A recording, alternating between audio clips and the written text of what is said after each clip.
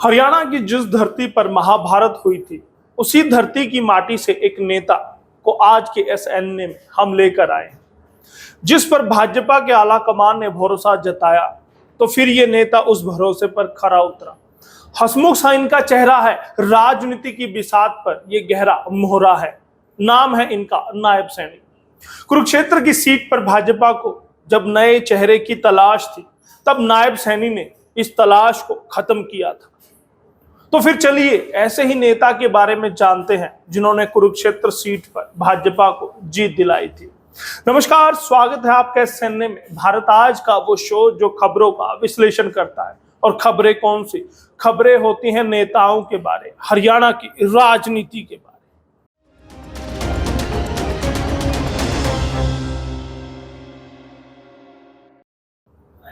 नायब सैनी का जन्म 25 जनवरी 1970 को अंबाला के मिर्जापुर माजरा नाम के एक छोटे से गांव में हुआ था।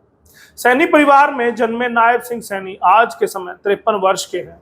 इनके पिता का नाम तेलू राम था, तो वहीं माता जी का नाम कुलवंत कौर था। नायब सैनी शादीशुदा है और इनकी पत्नी का नाम सुमन है। नायब सैनी का एक बेटा भी है। नायब सैनी ने की है कानून की पढ़ाई। स्कूली पढ़ाई के बाद नायब सैनी ने मुजफ्फरपुर और मेरठ का रुख किया। BR अम्बेडकर विश्वविद्यालय और चौधरी चरण सिंह विश्वविद्यालय से BA और LLB की डिग्री मुकम्मल की है। कॉलेज में RSS विचारधारा से हुए थे प्रभावित। नायब सैनी के पिता सेना में रहे हैं और कॉलेज में उनकी गिनती होनहार विद्यार्थियों में होती थी। इसी दौरान वे RSS की विचारधारा से प्रभावित हुए और तब इनकी मुलाकात मनोहर लाल से होती है, जो कि आज के समय में हरियाणा के मुख्यमंत्री हैं। RSS से ही नायब सैनी भाजपा में आए हैं। 2005 में सक्रिय राजनीति में रखा था कदम। नायब सैनी ने 35 वर्ष की उम्र में सक्रिय राजनीति में कदम रखा था। बात कर रहे हैं साल 2005 की। नायब सैनी हरियाणा की सक्रिय राजनीति में उतरे और यहीं से इन्होंने चुनाव में हाथ भी आजमाए। फिर इसके बाद क्या कुछ हुआ आगे आपको बताएंगे, बस बने रहिएगा एसएनए के साथ। भाजपा ने चुनाव लड़ने का टिकट दिया साल 2005 में। जब नायब सैनी भाजपा में शामिल हुए, तब उन्हें चुनाव लड़ने का मौका हरियाणा भाजपा की ओर से मिला। विधानसभा का चुनाव उन्होंने लड़ा, तब उनके सामने कांग्रेस के राम किशन गुर्जर थे। चुनाव के समय में नायब सैनी ने मेहनत तो भरसक की, लेकिन अफसोस कि अपना पहला चुनाव वो जीत ना सके। फिर वक्त आया साल 2010 का, दोबारा मिला मौका। नायब सैनी को पहली हार के बाद भाजपा ने दरकिनार नहीं किया, बल्कि दोबारा से चुनाव लड़ने का मौका दिया। 2005 के ठीक 5 साल के बाद यानी कि 2010 में नायब सैनी को नारायणगढ़ से चुनाव लड़ने का मौका मिला। अब मौका दूसरा था, लिहाजा नायब सैनी ने पहले से भी ज्यादा मेहनत की जीत के लिए, लेकिन किस्मत को तो कुछ और ही मंजूर था और वो इस बार भी चुनाव जीत नहीं सके और कांग्रेस के राम किशन गुर्जर दोबारा वहां से जीत गए, यानी कि नायब सैनी की हार हुई। फिर नायब सैनी ने नारायणगढ़ में खिलाया कमल। जी हाँ, वो वक्त भी आया जब नायब सैनी ने वहां पर नारायणगढ़ पर भाजपा का कमल खिलाया।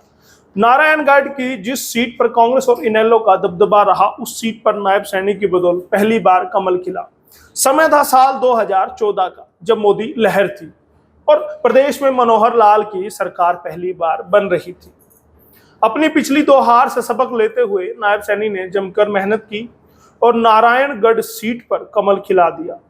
जिस राम किशन गुर्जर से वो 2 बार हारे थे, उसी राम किशन गुर्जर को 2014 में पटकनी वो दे देते हैं। पहली बार सरकार में बने राज्य मंत्री। 2 हार के बाद जब जीत का स्वाद उन्होंने चखा, तो तब वो राज्य मंत्री भी बने। अब पहली बार नायब सैनी ने जीत दर्ज की, लिहाजा इनाम तो बनता ही था। नायब सैनी को पहली बार अपने राजनीतिक जीवन में मंत्री बनने का मौका मिला। भले ही कैबिनेट में उन्हें नहीं चुना गया, लेकिन राज्य मंत्री हरियाणा सरकार वो बनाए गए।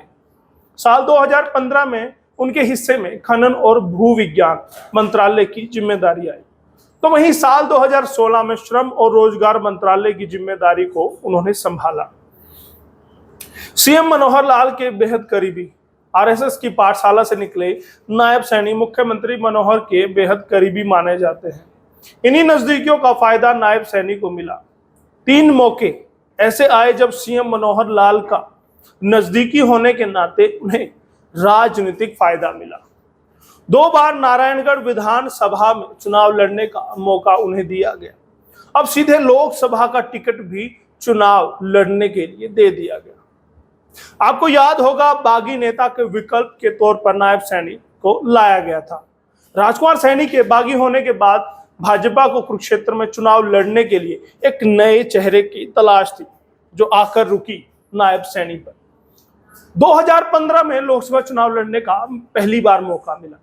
मनोहर सरकार से नजदीकी का ही असर रहा कि नायब सैनी को विधानसभा के लोकसभा का चुनाव लड़ने का, यानी कि विधानसभा के बाद लोकसभा का चुनाव लड़ने का टिकट थमा दिया गया।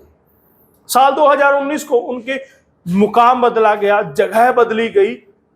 अब तक नायब सैनी जहां नारायणगढ़ सीट से लड़ते थे, तो वहीं उन्हें जिला कुरुक्षेत्र से चुनाव लड़ने का मौका दिया गया। इस मौके पर नायब सैनी खरे भी उतरे। फिर क्या हुआ जब उन्हें चुनाव लड़ाया गया? 3 लाख से ज्यादा वोटों से जीतकर वो आए। नायब सैनी ने कुरुक्षेत्र लोकसभा सीट से 3 लाख से भी ज्यादा वोटों से जीत हासिल की। इस सीट पर नायब सैनी ने भाजपा का कमल खिला दिया। कटारिया से नजदीकी और गब्बर अनिल विज से दूरियां। भाजपा के निवर्तमान सांसद राजकुमार सैनी के बागी होने के जाने के बाद से ही कुरुक्षेत्र और कैथल में पूरी तरह नायब सैनी सक्रिय हो गए थे, या यूं कहा जाए कि भाजपा ने विकल्प के तौर पर उनको सक्रिय कर दिया था। राजकुमार सैनी की कार्ड के रूप में और सैनी समाज की वोट साधने के लिए पार्टी ने उन्हें मैदान में उतारा था। अंबाला के सांसद रतन लाल कटारिया से भी उनके मधुर संबंध है, अच्छे संबंध है, क्योंकि दोनों सांसद हैं, अक्सर संसद में मिलते रहते हैं, वो अच्छे मित्र हैं। यह बात अलग है कि प्रदेश के स्वास्थ्य मंत्री, गृह मंत्री अनिल विज से उनकी थोड़ी बहुत दूरियां हैं। तो नायब सैनी के बारे कैसा आपको जानकर लगा? कितनी जानकारी आपको थी, कितनी आज के समय में मिली, हम जरूर बताइएगा। और धन्यवाद कीजिएगा पूनम दुबे का और कैमरे के पीछे दीपक कुमार का, और कैमरे के सामने मैं आपका दोस्त, आपका होस्ट यशपाल कंचन।